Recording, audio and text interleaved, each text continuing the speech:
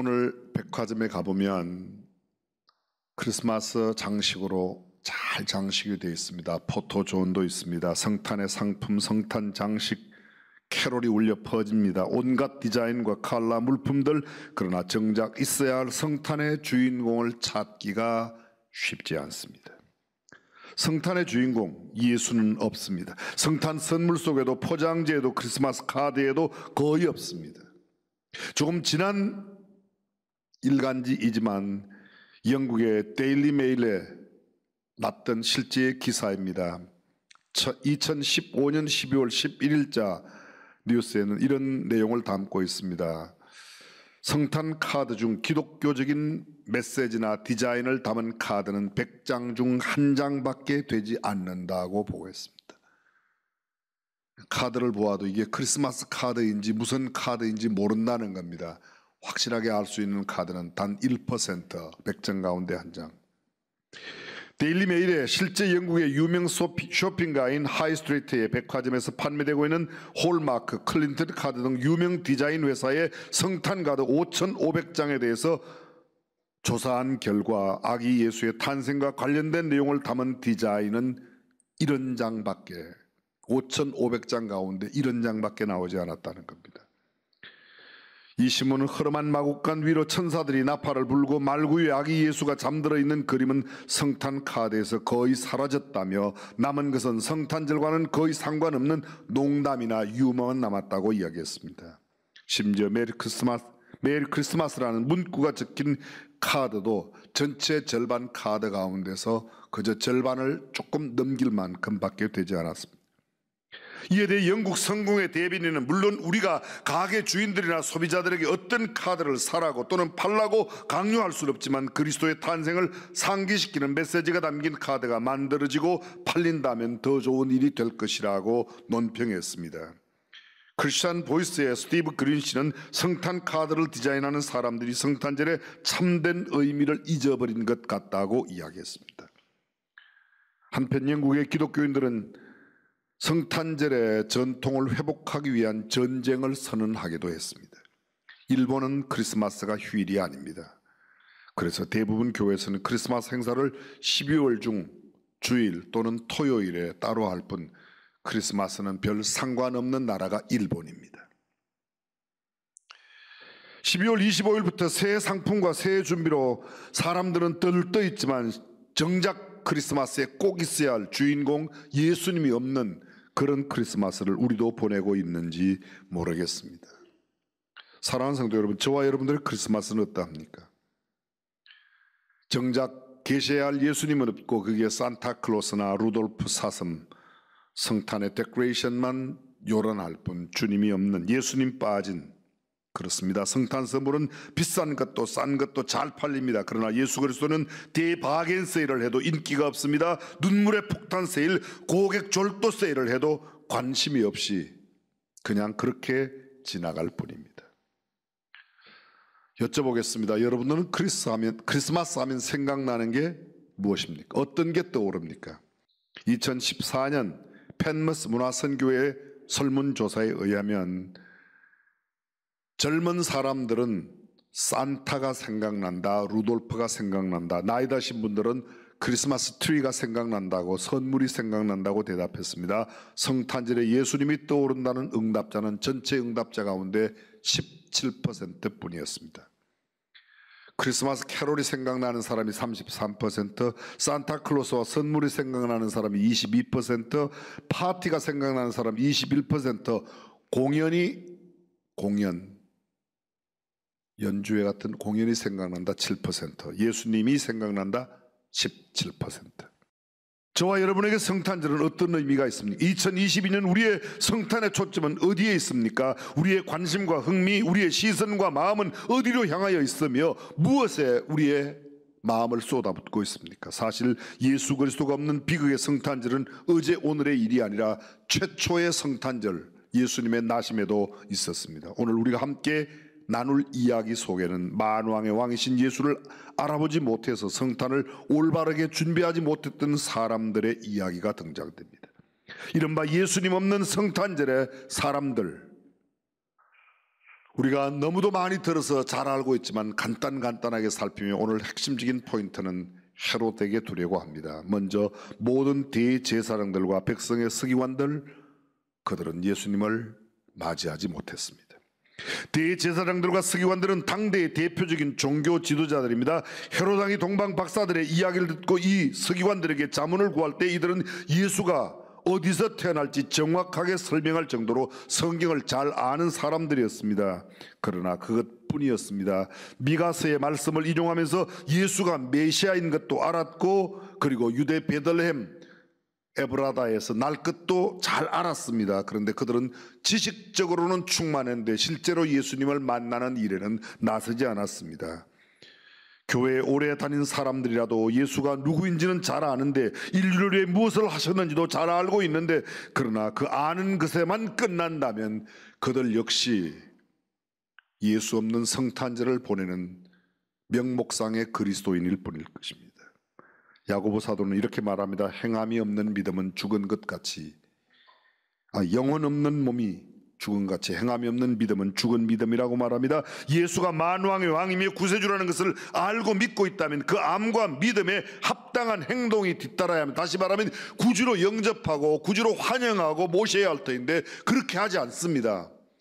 야고보는 계속해서 말합니다. 귀신들도 믿고 뜨건다고 이야기하고 있습니다. 두 번째로 예관집 주인입니다. 예관 주인은 마리아가 예수를 낳으려고 예관에 찾아왔을 때 빈 방이 없다고 요셉과 마리아를 받아주지 않았습니다. 여러 가지 이유가 있었을 겁니다. 이미 방이 다 나갔을 수도 있습니다. 어쩌면 일이 너무 바빠 있는 방마저도 주지 못하였는지도 모르겠습니다. 요셉보다 더 많은 돈을 제시하는 사람들에게 주려고 어쩌면 빈 방을 그대로 갖고 있었는지도 모르겠습니다. 물질에 대한 그들의 욕심, 바쁘다는 그들의 일들의 핑계가 예수님을 모셔드리지 못했습니다. 방 하나 내어주지 못했습니다. 여관 주인이 그날에 출생하는 그 아기가 누구인 줄 알았다면 그렇게 하지는 않았을 것인데, 아쉽지만 여관 주인은 그것을 몰랐습니다. 예수님 없는 크리스마스를 맞이했습니다. 오늘날 사람들을 보면 얼마나 바쁜지 모릅니다. 월요일부터 금요일까지 매일 스케줄이 있습니다. 그리고 또 돈만 된다면 다른 일도 열심히 합니다. 분주한 마음 때문에 시간이 없다고 말할 정도로 이것저것 열심히 뜁니다. 때가 되면 예수님이 다시 이 땅에 오실 텐데 그때는 예수님을 믿고 경배하고 싶어도 경배할 수 없을 때가 있을 겁니다. 우리들은 뒤늦은 후회를 할 수도 있고 어쩌면 이미 지옥에 가서 예수님을 멀리서 바라만 볼 수도 있을지 모르겠습니다. 너무 바쁜 일, 우리의 욕심 때문에 예수님을 놓치고 있는지도 모릅니다. 세 번째, 여관집에 숙박했던 손님들입니다. 누가복음 2장 6절 이하, 거기 있을 그때에 해산할 날이 차서 마다들을 낳아 강보로 싸서 구유엔이었으니 이는 사관에 있을 곳이 없음이라. 사관에 있을 곳이 없음이라. 사관, 여관은 이미 꽉 차버렸습니다. 유대 베들레헴이라는 다윗의 동네로 그 정원은 마리아와 함께 호적하러 올라갔던 요셉은 만삭한 마리아와 함께 늦게 도착하였을는지도 모르겠습니다. 그들은 방을 얻지 못했습니다. 출산이 임박하여 진통이 오고 있었지만 예수님이 아기로 처음 이 땅에 오시던 그날 아기 예수님은 끝내 마굿간에서 날 수밖에 없는 상황에 처해버리고 말았습니다. 물론 방이 없는 것은 어쩌면 당연한 일이거나 얼마든지 그럴 수 있다고 생각됩니다. 그러나 만일 그 여관의 손님들이 그날 그 밤에 태어나는 그 어린 아기가 온 인류를 구원하는 구세주라고 알았더라면, 예수라고 메시아라고 알았더라면 결코 그렇게 하진 않았을 겁니다. 하다못해 내가 먼저 차지한 방이라도 내어주든지 아니면 잠시 출산할 기간만이라도 빌려줄 수 있었을 터인데 그들은 그 누구도 그렇게 하지 않았습니다. 최소한의 인간적 도리마저 없었던 것 같습니다. 결국 그들도 예수님을 모셔드리지 못한 채 첫 번 크리스마스를 보내고 말았습니다. 그리고 오늘 마지막 헤롯 왕입니다. 마태복음 2장에 보면 헤롯 왕은 동방에서 온 박사들을 통해 예수님이 탄생하실 거라는 그러한 인포메이션을 들었습니다. 그러나 그는 예수를 경배하는 대신 예수를 죽이려고 했습니다. 마태복음 2장 13절 이하, 박사들이 돌아간 뒤에 주님의 천사가 꿈에 요셉에게 나타나서 말하였다. 헤롯이 아기를 찾아서 죽이려고 하니 일어나서 아기와 그 어머니를 데리고 이집트로 피신하여라. 그리고 내가 너에게 말해줄 때까지 거기에 있어라. 15절은 계속됩니다. 헤롯이 죽을 때까지 거기 있었다. 이리하여 주님께서 예언자를 통해 내가 에집트에서 내 아들을 불러내었다 하신 말씀이 이루어졌다.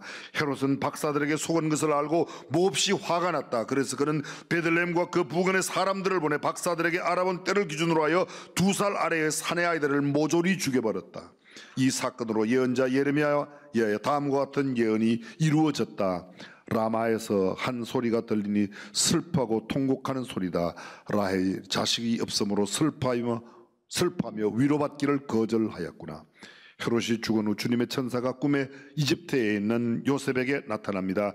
아기의 생명을 노리던 사람들이 죽었으니 너는 아기와 그의 어머니를 데리고 이스라엘로 돌아가라 하였습니다. 그래서 요셉은 아기와 그의 어머니를 데리고 이스라엘로 돌아왔다고 성경은 기록합니다. 여기 평범한 사람의 생각을 가지고 읽기에는 너무도 참담하고 끔찍한 살해 현장이 소개되고 있습니다. 베들레헴과 그 부근 마을에 있는 2살 아래의 어린아이들은 모두 살흉을 당하는 처참한 집단 살해 사건과 통곡하는 여인들의 슬픈 눈물의 애곡함이 온 산천 초목을 울리고 산천 계곡을 뒤덮었습니다. 도대체 헤롯이 어떤 사람입니까? 그는 왜 예수를 죽이려고 했습니까? 헤롯이 어떤 사람인지 잠깐만 살펴보겠습니다. 헤롯 the Great, 문자 그대로 헤롯 대왕입니다. 이 헤롯이라는 이름의 뜻은 영웅의 아들이란 뜻을 가지고 있습니다. 그는 BC 37년부터 BC 4년까지 로마의 비와의 유다의 왕으로 지휘했습니다. 그는 이두메 사람이라고 말합니다. 이두메 사람이란 말은 에돔 사람들을 헬라식으로 표현하면 이두메, 그렇게 표현하는 겁니다. 다시 말하면 그는 에스의 후손 에돔 사람이란 뜻입니다. 이 에돔 지역, 팔레스틴 남부 사해의 남부 지역에 해당되는 지역으로서 구약의 에돔과 동일한 곳인데 그리스어로 이두메라고 말합니다. 로마인은 에돔국을 가리켜 이두메라고 그렇게 불렀습니다. BC 47년 로마 황제 가이사는 이두메인 안티파스, 성경에 안티파스 나옵니다. 안티파스를 유다의 행정관으로 임명하고 그 아들 헤롯은 BC 37년 36세의 나이에 왕위에 올랐습니다. 그러나 그 후에 주 70년 될 때 로마의 타이터스 대장에 의해서 이두메가 멸망되고 예루살렘도 함락됩니다. 헤롯은 헤롯 안티파스 1세의 5자녀 중에 둘째 아들로서 BC 73년경에 출생했습니다. 소년 시절부터 투창과 궁술, 무기에 뛰어났습니다. 힐카루스 왕의 사랑을 받고 있었습니다. 초대교회 역사를 저술한 요세푸스는 이렇게 전하고 있습니다. 헤롯의 치세는 대체적으로 세 시기로 구분되는데 제1기는 BC 37년부터 15년간이요, 두 번째 시기는 BC 23년부터 AD 13년까지 36년간이요, 마지막 제3기는 AD 13, 4년으로서 이때는 마지막 헤롯 왕조가 몰락 시기입니다.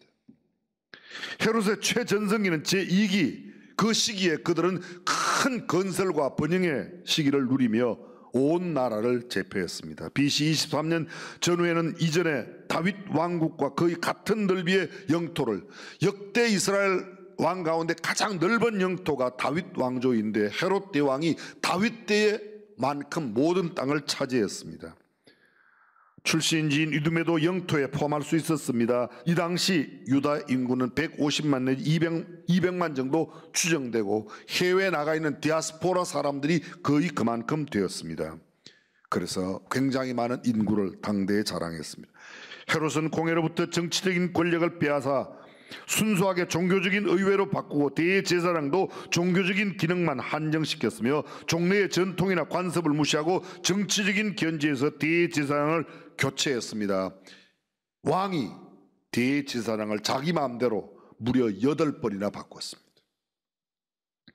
유대 전체를 19개 지구로 구분하여 헤롯에게 직속된 장관에 의해서 그 모든 나라를 다스리게 했습니다. 국내 문제에 관해서는 로마의 제약을 받는 일이 없이 자유롭게 했고 대외 정책에 대해서는 독자적인 행동을 취할 수 없었지만 어쨌든 당대의 최고의 권력을 갖고 모든 것을 휘두르고 있었습니다.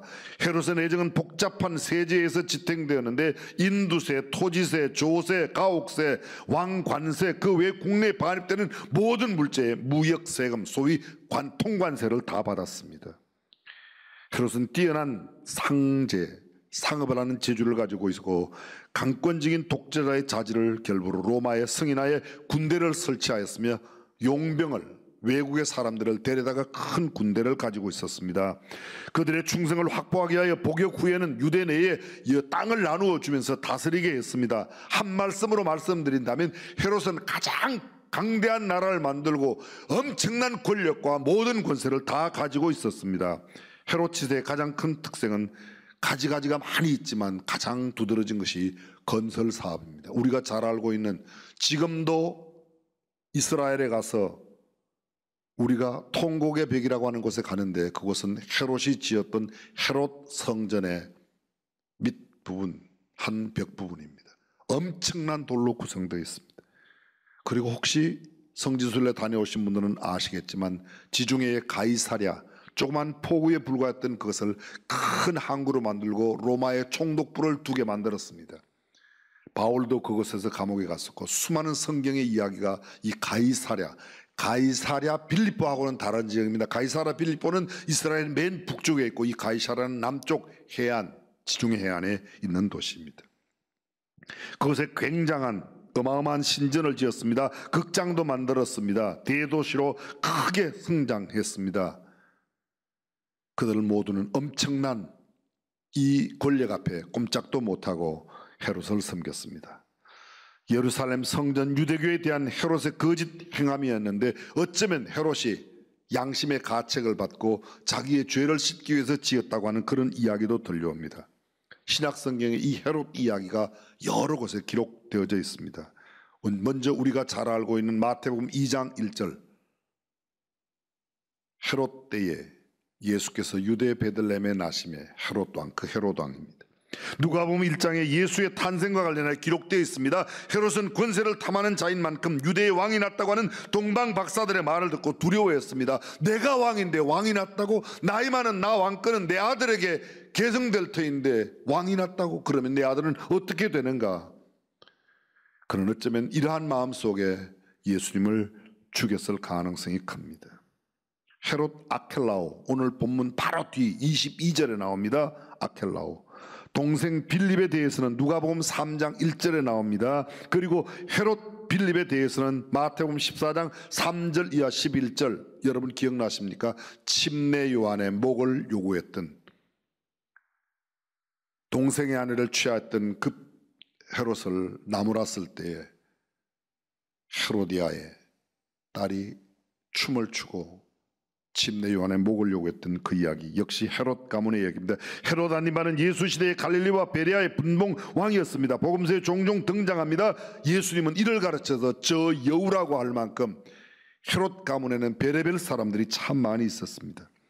그 이외에도 수없이 나타나는 사람들이 있습니다. 누가복음 23장 7절 이하에도 보면 헤롯 가문의 이야기가 나옵니다. 헤로디아의 얘기 말씀드렸습니다. 살로메의 이야기 우리가 잘 알고 있습니다.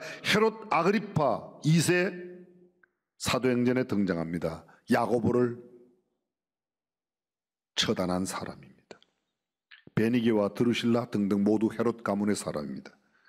헤롯의 만년은 비극적인 암흑의 양상을 나타내고 있습니다. 헤롯은 생애에 10명의 처첩을 두었고 15명의 자녀를 낳았습니다. 따라서 그 자녀들 간의 권세 다툼과 치열한 싸움, 서로 죽이고 죽이는 피비린내가 그 가문을 뒤덮었습니다. 한마디로 요약해 보겠습니다. 헤롯은 정말 대단한 영웅입니다. 입지전적인 인물이요 세계사의 길이 빛날 인물임에 틀림이 없습니다. 일반적으로 기독교적인 신앙을 갖고 있지 않은 사람 가운데는 헤롯만큼 위대한 왕이 어디 있겠냐고 할 만큼 헤롯의 업적은 어마어마합니다. 그렇게 높은 권세와 지위를 가지고 있었습니다. 업적이 많습니다. 부와 명예를 누렸습니다. 그런데 여러분, 오늘 성경은 단 한마디로 줄이면 그의 부와 그의 권위, 그의 지위, 그의 모든 업적, 그것이 아무것도 아니라고 소개하고 있습니다. 선한 일을 위하여 필요한 것이 물질이요 부요요 힘이요 능력이요 권세요 지위이지만 그것이 예수님이 없을 때 백해 무익한 것임을 잊지 말아야 합니다.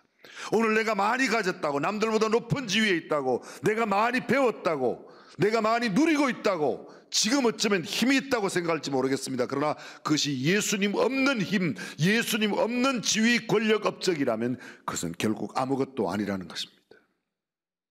헤롯이 무엇 때문에 그렇게 되었을까요? 왜 그렇게 했을까요? 헤롯은 예수님 때문에 자신이 손해본다고 생각했을지 모르겠습니다. 예수가 자신의 왕권을 가지고 간다고 생각했을는지도 모릅니다. 자신의 아들에게 계승시켜야 할 왕위가 예수에게 간다면 내 아들은 어떻게 된단 말인가? 그는 쌀데기 없는 걱정을 했습니다. 오늘 사람들이 예수님을 경배하지 못하는 이유, 예수 없는 성탄절을 보내는 이유가 어디에 있습니까? 그 까닭은 바로 예수님을 제대로 믿으면 자신이 손해본다는 겁니다. 여러분 들어보셨을지 모르겠어요. 예수 믿고 살면 손해봐야 돼. 욕도 못하고 할 짓도 못하고. 뭔 욕이 좋은 거라고 그렇게 욕하고 싶어서 예수를 못 믿습니까? 자기 일도 못하고 즐길 수 있는 행복한 시간도 없다고 말합니다. 명목상 예수를 믿는다고 하면서도 예배만 드리고 서둘러 교회를 빠져나간 사람들, 어쩌면 그들은 이름은 그리스도인일지 모르지만 예수 없는 신앙생활을 하고 있는지도 모르겠습니다. 성탄절은 그들만이 즐기는 휴일이라고 생각합니다. 그래서 여행을 계획하고 가족끼리 즐길 일을 생각합니다.